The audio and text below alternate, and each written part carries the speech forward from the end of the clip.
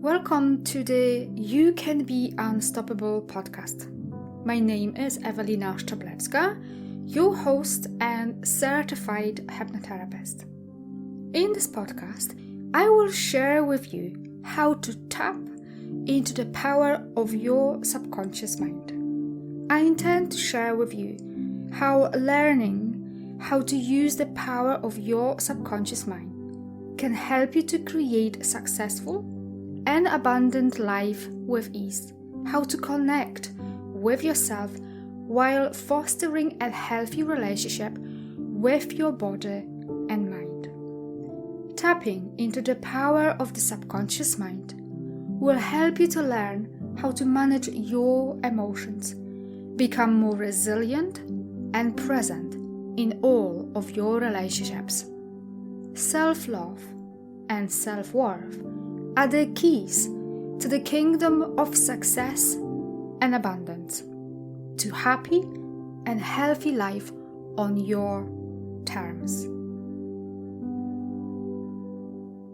Hello to another episode, and I'm so glad that you are here. And for today's episode, I invited Renee Eagan. She's an accredited mindset and business coach based on the southeast coast of Australia. She's a single co-parenting mama of her 4-year-old son. I love her missions because she's on a mission to empower self-doubting mamas to build their self-worth, increase their belief and create the confidence to have a freedom mindset and lifestyle. And I really love this. I'm absolutely all for it about empowering other women to take charge of their lives, take charge how they feel and how they want to show up in a world. We've touched on so many things in our discussion. We talked about there is so much more to life than 9 to 5, that emotions are here to guide us, and being emotionally resilient, creating that emotional resilience is so important. That it's so important to question our beliefs and become more aware of who we are and where we came from and where we're going. Ask those difficult questions. And also it's important to understand that transformation doesn't tolerate mediocrity and is a lifelong journey. And it's a journey. There is no destination. Every day is a lesson. Every day you can learn something new.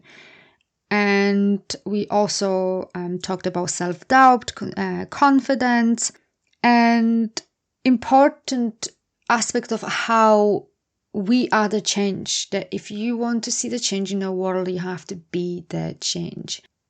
And everything starts from you. The way you show up in the world creates change and has a ripple effect. So bearing this in mind, I invite you to listen to this episode because it's a cracker. Thank you, Renee, for coming on to my show. It's a pleasure to have you here. Thank you so much. It's amazing to be here. Amazing. So I know this is really late. Well, it's not quite late, but it's late for you. It's morning for me. So we are tuning in from 2 different ends of the world, which is amazing. I love this, that we are so connected these days.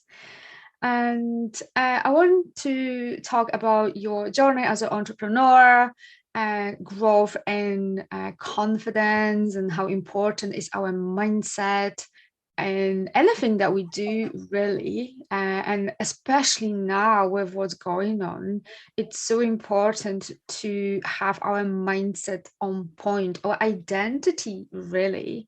So I know that your journey started not that long ago, I guess, when you split your relationship with your partner, but I'll let you to explain it, what happened in your life where you decided, you know what, I actually need to look into my mindset and how I feel about myself, because this whole entrepreneurial journey is a bit more to it than I thought. Yeah, absolutely. And so I guess probably my journey more started when I had my son. That was probably a big point where I realized he was my biggest why.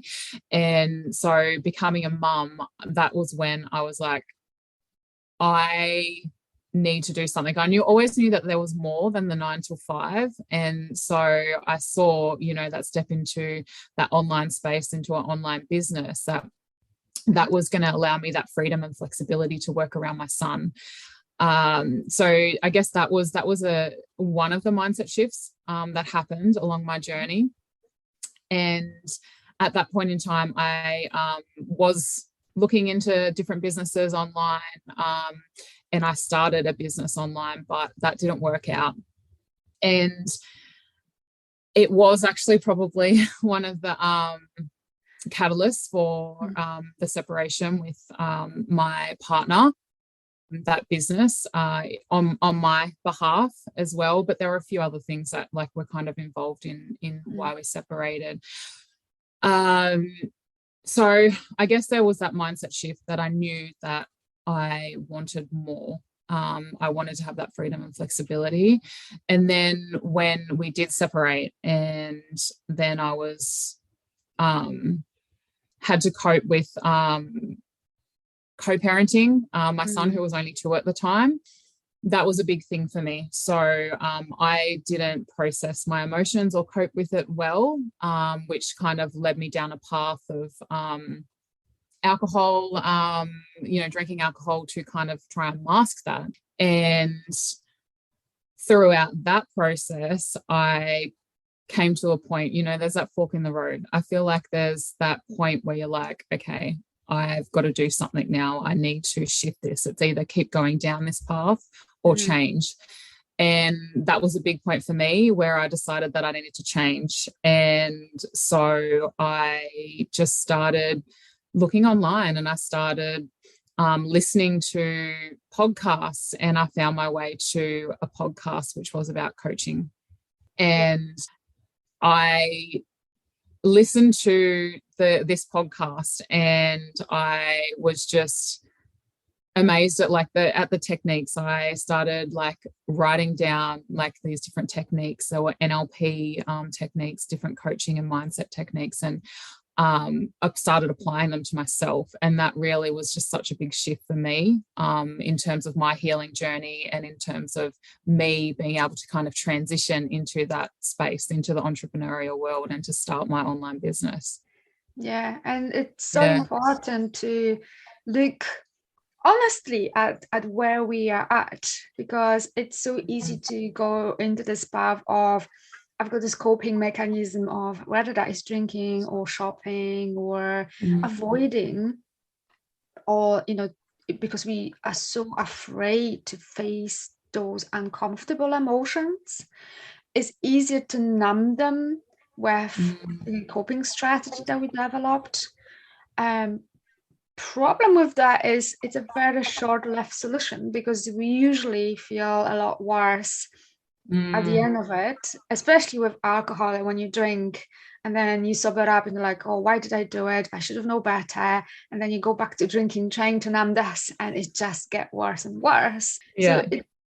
And I know that some people really don't want to hear this, but it's down to you. No one can do it for you, because I can, with my clients as well, and I'm sure you find this too, you can do all the hard work, but if you do not step up to the plate and have a hard, long look at yourself and where you are at and do the work, nothing really will change. And to be honest, probably will get worse.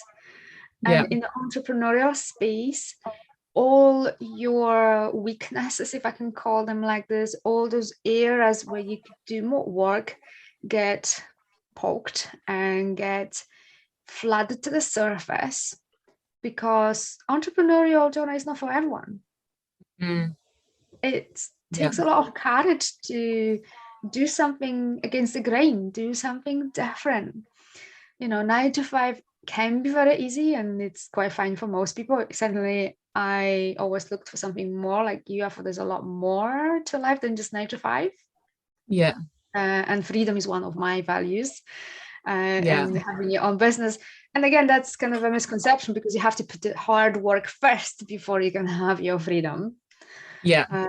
But definitely for me as well, when I started my business, I really had to look at myself really hard. And I still do, because every Yeah. time you up level and you hit that glass, you hit the glass ceiling, after a while, like, okay, there's more work I can do here. I can expand even further. And then you go kind of down to the level of, okay, work, okay, where can I expand? And then you probably find for a while till you hit the glass ceiling again, you expand, you grow. And it's a lifelong journey. Yeah, absolutely. Absolutely. That learning and that growth, I think it's a lifelong journey as well. And yeah, just being able to change and to adapt to that. But I like how you said, I think something that came to mind when you were talking about you have to do the work and you have to make those changes. It's like down to you to make that decision. And yeah, I definitely agree with that. Like you can tell, like you when you've done the work yourself, you can tell someone this is what you need to do. Yeah. But that's not what's going to empower them to get there. It's allowing them to have that discovery within themselves, allowing them to come to that point and asking them the questions that are going to get them to that point, right? And then they need to choose to do the work, and they have to put in that work to be able to get to where they want. Because it's just like anything in life, if someone tells you what to do, like that majorly impinges on my freedom. Like if they're like, you have to do this, you have to do that, I'm like, well, what if I don't want to? Like I'm like, but if someone asks me the questions in the right way and I'm like, oh, hang on, maybe I should do this, or maybe, and and you come to those realizations yourself, I think that's so much more powerful. And yeah, and like you said, absolutely putting in the work to get to where you want to be. So I think that was something that came to mind. And it's, I hear this, I've heard it a few different times, and it just really resonates with me about putting in that work yourself and having those realizations within yourself.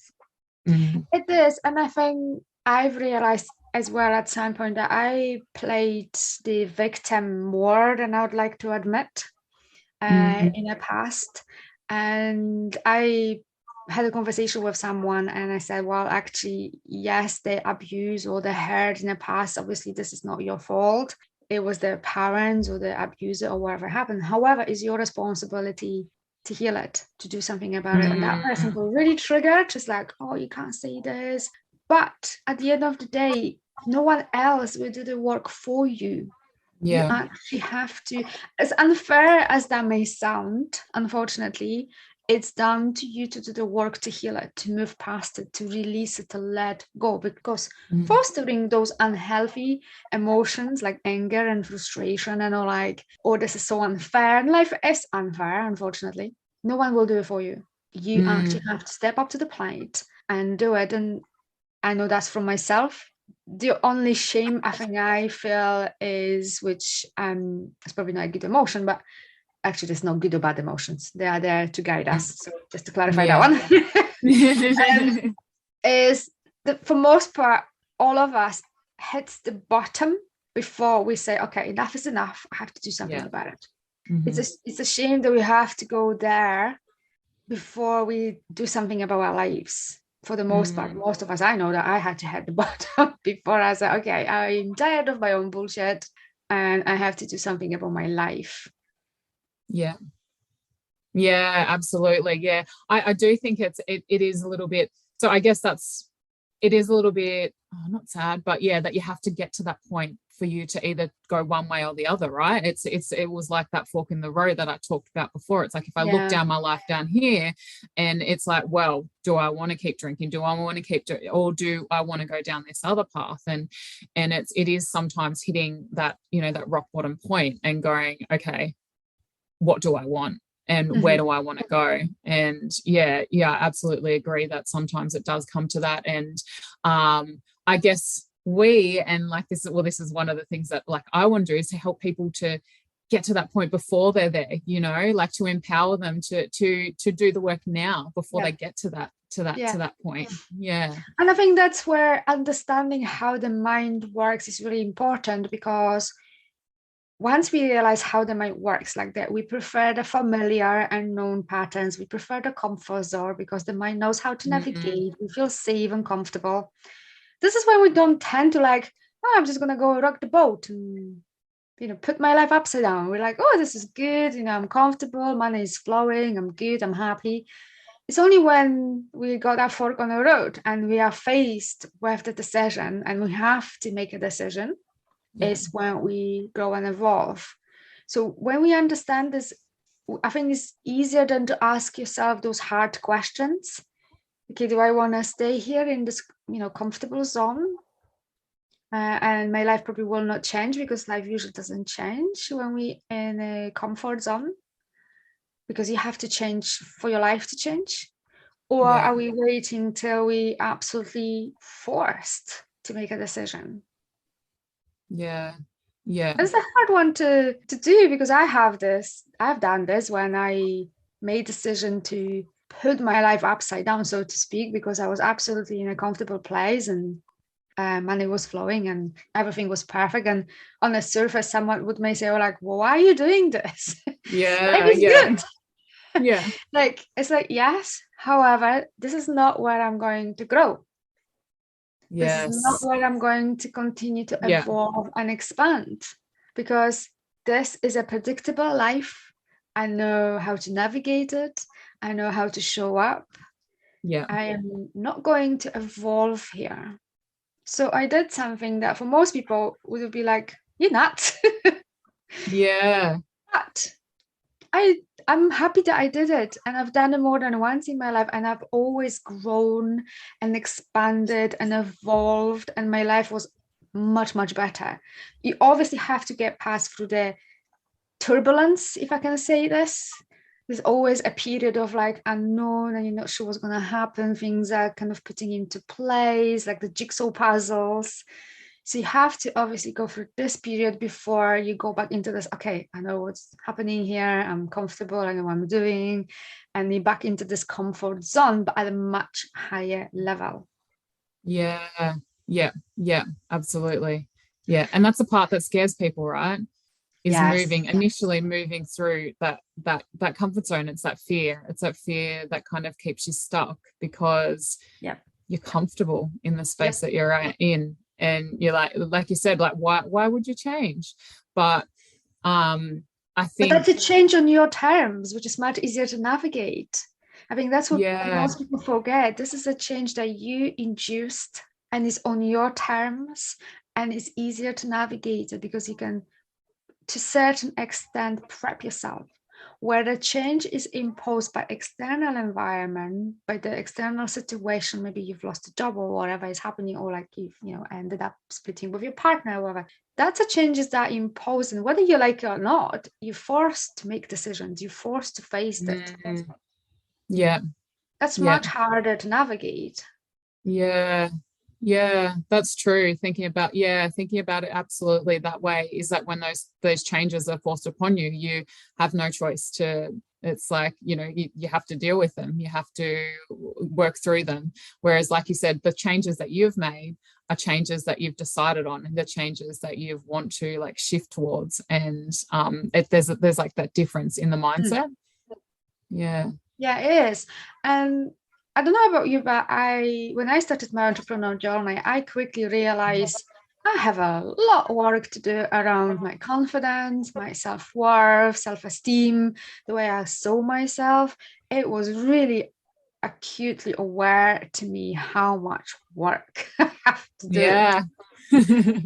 It's like this entrepreneurial journey, it strips you bare, Yeah. and you Yeah. really have to look at yourself. It's like, okay, wow, okay, I've got a lot of work here. Yes, yes, no, I absolutely agree. And there's still more work to do, like we talked about before. And I think that when I started, I probably went into like the coaching space more in terms of like finding myself again and finding my Yeah. passion and finding me. So it was, like you say, stripping back those layers. And like, as you mentioned, that the entrepreneurial life is not for everyone. And I think it's important to like work on yourself, and work on your mindset, work on shifting those beliefs and that identity, because you need to be able to really have that within yourself to, navigate the ups and downs of that are inevitably going to come your way. There's failure, there's self-doubt, there's the knock to your confidence, there's lots of different things that come up. And doing that work initially on myself before I then started my business journey, like just gave me that head start. It gave me that, it absolutely was that shift in mindset that, that has allowed me to get to where I am today. So yeah, I definitely think that it's important to do that work, to strip back those layers. And like you said, there's still more work to do. I know there is more. Like the self-doubt for me is one that pops up, but the work that I've done, it doesn't stop me. It doesn't stop me from continuing, because I, see that self-doubt come up. I recognize it. I question it. I go, interesting, do this, just let it sit there for a bit. Okay. Yep. And is it helpful?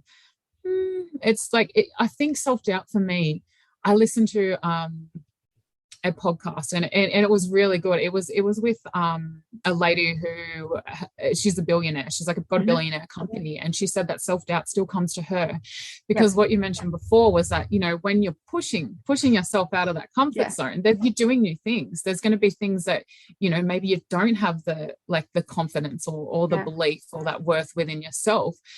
And then you get to a point where you're like, okay, I've kind of got this, and then it'll be something else that that you're faced with. That's you, if you're constantly pushing yourself outside of that zone. So yeah. That's so true, because it doesn't matter how much money you've got, you still struggle with confidence and self-doubt, because your level of the self-doubt or confidence is much higher. So let's say where we are at, so we get comfortable with what we're doing, so that doubt goes away, we get more confident, but we grow and evolve, and again we then hit that ceiling, and then there's another layer, and then that doubt comes back because we're doing something different, something more. So when we say it's not for everyone, it's because it's that comfortable feeling of being uncomfortable, that constant feeling, oh, I'm not sure about this, and mine doesn't like this for the most part. So basically it's learning to be comfortable with being uncomfortable, because mine prefers what's known and familiar, because it knows how to navigate. That goes back to the time when we lived in caves, and we're still very much a caveman in that respect. Being constantly challenged in a way, constantly growing and evolving, constantly navigate that unknown space can be challenging. Yes. And that's why we say it's not for everyone. Yeah. Because I think since I've started my business, I'm probably in a permanent state of being uncomfortable at the moment, because I'm always constantly growing and evolving. When I master one thing, I'm off to the next. Yeah, absolutely. Yeah. And I think when you say that, it's not for everyone, I don't think it is for everyone, but I think that having the mindset and having those tools in place is something that I see other mums who want that freedom lifestyle, who want to, who knows that there's more, and maybe they have tried, like for myself, have tried maybe some network marketing in the past or online business, but it's those blocks that stop them from fully pursuing it and being successful at it, whatever success looks like for you, because it's different for everyone. Absolutely. And so it's really like, that mindset, working on that mindset and being able to move through, those feelings of doubt, and to be able to move through that, to change and to move through that fear. So I think that's the biggest thing that has been the shift for me, in my journey so far. And I think this is so unfortunate, because I think it's harder for us women to push past that self-doubt and imposter syndrome and questioning ourselves, because of the conditioning that we received from a very little girl. So boys and girls, women and men, we do receive different messaging from our parents, from the society, from the school, and unfortunately we don't receive messages the same way that men do. And we then enter the world and we doubt ourselves, we question and we perfect. If you have children and you work with mom, which is so important, because they can pass on a much better messages to girls and boys to help them navigate life much better. Because I know the messages I received as a little girl, I'm still working through them. They haven't exactly set me up for success. So now knowing this, if we can empower other women who's got children and help them then empower their children, we then tapping into future generations Mm.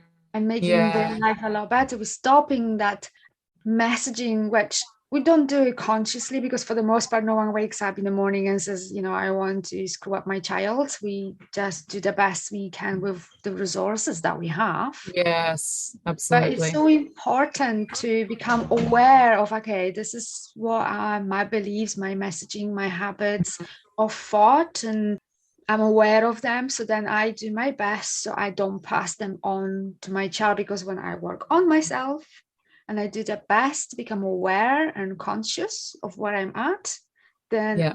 hopefully with practice, you can pass on much better messaging to your child. Yes, absolutely. And I couldn't agree more with that. And that's something that is a big driver for me. And I speak to a lot of mums, and the journey that they're on is, especially with the emotional processing and coping with those big feelings, is something that they haven't necessarily been taught by their parents, or by, in the schooling system even.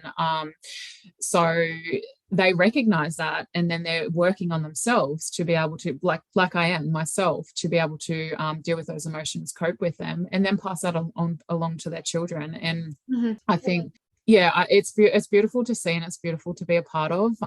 Like, as you mentioned before, like our parents or those people around us, those people who cared for us, they were just doing the best with what they had, with what they knew, with how they grew up. And so absolutely doing the best that they can. And myself, me too, I'm doing the best that I can as a Exactly. mum with what I know, with what I've been taught. And I can only hope to improve that and to grow, and then to share that with my son, Yeah. so that he can then do the same moving forward. So I think that the emotional processing is something that's really close to me, especially for my son, being able to teach him that it's okay, all feelings are welcome, and then how to process those big Yep. emotions. And I think it's Yeah. so important, because I see that with teenagers, they are so angry and can be quite destructive. But to be honest, the anger is an easier emotion. It's the hurt that they experience, because they think like no one understands them, or they are not feeling seen, or they actually have been, hurt by someone. But when we can catch children at a younger age and pass on healthy messages, because at the early ages, it's like a permanent state of hypnosis. We are a walking, talking camera with a microphone that absorb everything and the messages, and teaches us, okay, who we are and what is expected of us and the world expects of us, and how the mommy and daddy, relate between them, and the way our relationship is with the other significant other. Children observe this, and then they create an image of what a healthy relationship is. So it's so important that the way we conduct ourselves in front of children is super important, because they watch and they observe Oh, and they they take do. everything in. So I know that you've got a 4-year-old boy. I don't have children, but I've got nephews and nieces. So Yeah. I've got a nephew who's about 11 at the moment, and I've worked with him since he was about 6, because that's when I met him. This is my mum remarried again, so that's where the niece and nephew comes in. And Yeah. I love it. I absolutely love working with him, because he loved the whole aspect of hypnosis, of meditation, of working on himself, and they are so easily suggestible. They just take it on board, and it brings me huge level of pleasure that I can help someone else, Yeah. because I'm impacting his life right now, and he's so very young, to have a much better life once he gets into his teens and early 20s and so on. Yeah. Yeah. So Absolutely. with you with your little boy, and then you working with mums, Yeah. it's the ripple effect that you have on future generations, really. It's Yeah. massive. It is. Yeah. Yeah. It's such a beautiful thing. And it's just it it's Well, I don't know if you're listening to this, you can't you can't see my face lighting up, but oh yeah, she did look up. It lights me up to think about that and to know about that ripple effect, and to know that it, it just takes that one person that you can help, today, or that one person tomorrow, and it's just those small little things that can just impact so many other people's lives and have such a massive change by just doing the work within yourself and sharing that and allowing other people to see that and helping others as well. Yeah, and it's not only children, because your relationship with other people will also impact them. Yeah. So it's all your relationships, because if you see yourself as confident, worthy, you're going to show up differently. You're not going to get triggered by other people's limitations. And by you showing up better, you can help them as well to move on past that limitation. I think that's really important to understand, that the way we show up has a massive impact on other people. Yeah, absolutely. Because I know, how the way I show up has impact on my friends and my brother and everything else, because I show up from a much better place. Yeah. And that just radiates out. I think that energy that you give off, how you're showing up, it just radiates around you. And it's I think a little bit not talk about maybe enough. People will think, oh, like, well, how is that going to change anything? Well, actually, it's going to change a lot, because, like you say, you don't like to be told what to do. So if your partner comes in and like, I need you to do X, Y, and Z, and you're like, no, that would be me. I'll be like, no. But if you show up, okay, this is how I want to be treated, and this is how you show up in a relationship, then the person reciprocate that. However, if it doesn't, then the question is like, is this person the right person for me?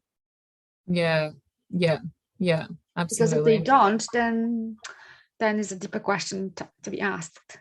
Or a conversation to be had. Yeah. So it's really everything starts from you. Yes. Yeah. And you see yourself, absolutely, show up, and definitely takes all of that, like we talked earlier about peeling the layers of social domestication, the programming that we received from parents and society, and questioning, being aware. It's like, if you have a belief, which is a habit of thought, repeated over and over and over. Okay, why do I believe this? Ask yourself, okay, why do I believe this? Does it serve me? Does it help me? Do I have the proof that it's true? How do I know it's true? Just become a bit more aware by questioning ourselves, not just blindly accept, oh, this is me and that's it. Because I know a lot of people like that too. Yes, absolutely. That who are just like, well, this is just the way I am.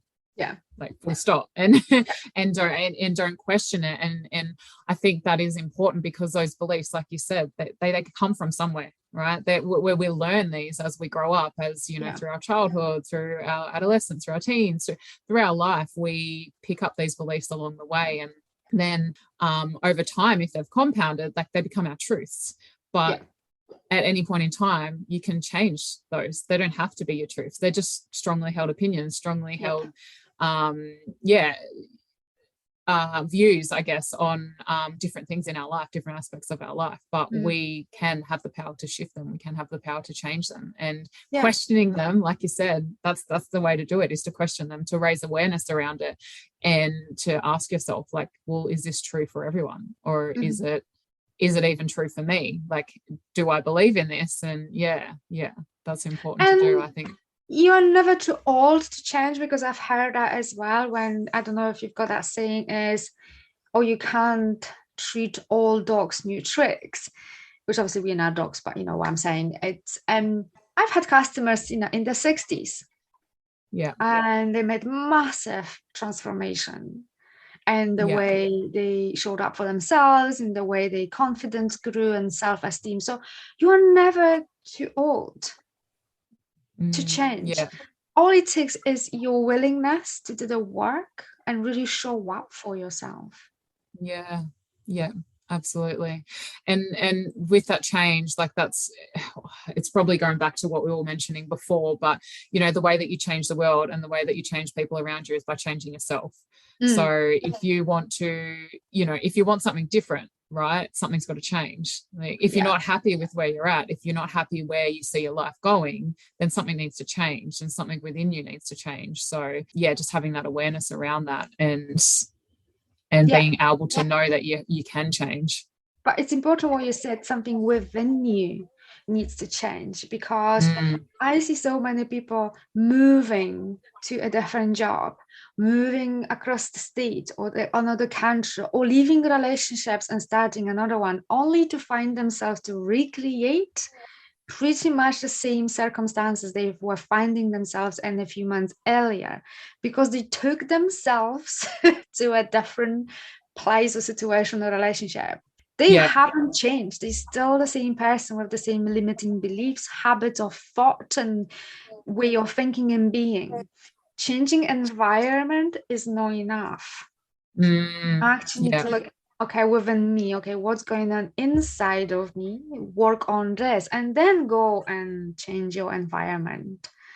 Move the job. So, okay, is this relationship not for me? Okay, can I work on it, or is it absolutely no go? But we really have to start from us, from within. Okay, where is my part in all this? Because that's where my transformation started. After I ended up my relationship and I was dating, and I was after a while, and I'm like, this whole dating scene is a bit of a train wreck. But when I got absolutely honest with myself, I was like, I think I'm the common denominator in all of this. I think I need to check with myself, okay, where am I at, and what is my role in all of that? And then I was like, okay, I think I've got quite a bit of work to do. Peeling back those layers, right? Absolutely. And that's when I discovered a lot about myself and where my certain beliefs and limitations were coming from, which I never stopped to look. And I think that's the other limited way the way society operates these days, is we are so busy, go, do more, achieve more, acquire more, and you never have enough the time and stop and say, okay, I've achieved so much, I'm celebrating myself, I've got enough to have a comfortable life or everything that I have. Because we are being conditioned that if we're not having 5 cars and 2 houses and a massive bank account and 5 husbands, I'm joking, but then we cannot be successful. So I think it's about, okay, how can we slow down so we can hear ourselves, become more aware of what's going on with us, and celebrate all those little wins. You don't have to constantly chase after the next thing, because then we will never feel accomplished and successful, because no accomplishment is going to be enough. And again, that's a coping strategy. It's hiding certain things within you that you don't want to look, all this constant chasing. Whether that is you don't feel worthy enough, or you feel that you need to prove yourself, because maybe as a child your parents only seen you, saw you when you achieved. So there's a lot of things that can be unpacked there, which comes down to what we were talking about: awareness, slowing down, looking at yourself, questioning where you're at. Yeah, absolutely. And I can totally relate to that when you're talking about your relationship, your experience within your relationships, and having to stop and do that self-reflection. That is something that I had to, well, I didn't have to do, but I chose to do. I chose to do that after, going through my separation and reflecting back on it and recognizing the mistakes that I made and recognizing the behaviors that I didn't want to display again, and really like peeling back those layers and looking in towards myself, at and not putting myself down, not putting all that blame on me, but just recognizing that there were things that I done that I shouldn't have, and that I had to really question myself and question who I was, and that was part of it too. It was like who am I kind of lost who I was, and I blamed myself a lot for that. Not only the separation, but then I also blamed myself for the fact that I couldn't see my son all of his life, because I blamed myself on the relationship separation, and the guilt like around that was massive. And at the time, like I didn't realize that it was a grieving process. And so learning to forgive myself, but like having that awareness around it, and then like, you know, just really looking into it. And it's not a comfortable thing to do. No. Really, it's not a comfortable thing to look back at and, you know, and recognize those things. But I think forgiveness and acceptance of, I guess, those areas in my life, and then learning from having the awareness and working out what it is that I want, who do I want to be moving forward, and what can I do to improve this. So yeah, it is really like about peeling back those layers and kind of having that awareness around yourself. And I think that's where like the real deep work is. But I mean, what you said, it's uncomfortable, and I think that's why so many people don't do it. Because it's uncomfortable. You actually have to get honest with yourself and accept, okay, I did this and I did that, and this is not a comfortable place to be, but this is where you will grow. Yes. Yeah. And this is the only way. Yeah, it is. And there's so much growth and so much learning, and just so the possibilities and the potential, I think, that come from doing that work, from going in deep, from asking those questions and creating that awareness. It just opens up so much more space. And for myself, it was like connecting back in with me, and it just opened up so much for myself, like the potential and the possibilities. And I think it also builds emotional resilience, because you get more comfortable like with exploring, okay, this is what I feel, and it's not to get stuck in it and then, you know, beat yourself with a long stick for, oh, I feel guilty or whatever, but it's okay, or this is what I feel. What is this telling me about where I am at and what's going on in myself? Sit with them for a while and then let them go, release them, observe and let go, because sitting, stewing in emotions is no good either, because I have done that, you know, when you stew and like, oh, why have I said this, and I'm so terrible, and I'm so this and that. This is not a good place to be either, because where we put our energy, our thinking, this is where the intention and where our lives goes. So it's okay, observing, this is what I feel, this is what it's trying to tell me. Feel them, let them move through your body, because emotions are energy in motion. So just let them get past and release them, let them go.